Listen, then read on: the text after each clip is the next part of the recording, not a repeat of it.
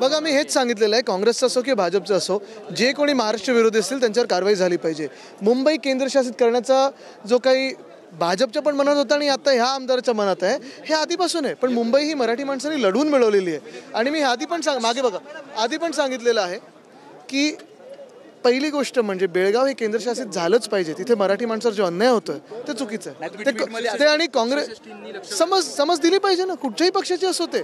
बघा वर्षानुवर्ष काँग्रेस आणि भाजप हे दोघांची सरकार आम्ही कर्नाटकात बघितलेली आहेत. ठीक आहे, चांगलं काम ते कर्नाटकासाठी करत असतील, पण बेळगाववर जी मराठी माणसावर अन्याय होतोय, अत्याचार होतोय, तो थांबला पाहिजे आणि बेळगावमध्ये केंद्रशासित राज्य जाहीर झालं पाहिजे. बरोबर आहे, म्हणून तर तेच मी सांगतोय.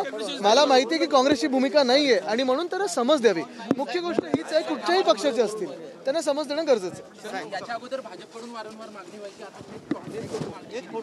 आता मला वाटतं काँग्रेसनी स्पष्टीकरण पण दिले की त्यांची भूमिका नाहीये. दादा जरा पण महत्वाची गोष्ट हीच आहे की ते ज्यांना कोणाचे आमदार असतील त्यांना समज देणं गरजेचं आहे. पूर्ण शिवसेना उद्धव बाळासाहेब ठाकरे पक्ष असेल, महाराष्ट्र असेल, आम्ही हीच मागणी करत आहोत की बेळगावला केंद्रशासित म्हणून जाहीर केलं पाहिजे. ही आमची भूमिका पहिल्यापासून राहिलेली आहे.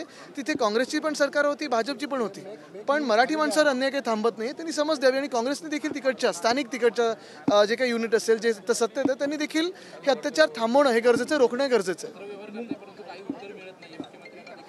नाही, महत्वाची गोष्ट हीच आहे की प्रधानमंत्री महोदयांनी बेळगावला केंद्रशासित जाहीर केलं पाहिजे. प्रधानमंत्री महोदय निर्णय घेऊ शकतात.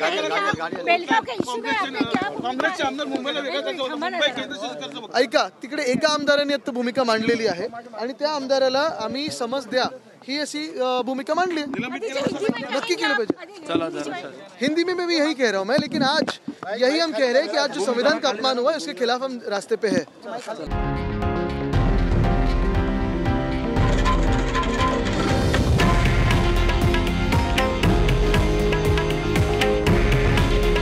हे आहे देशातील नंबर 1 न्यूज नेटवर्क आणि आपण पाहत आहात TV9 मराठी.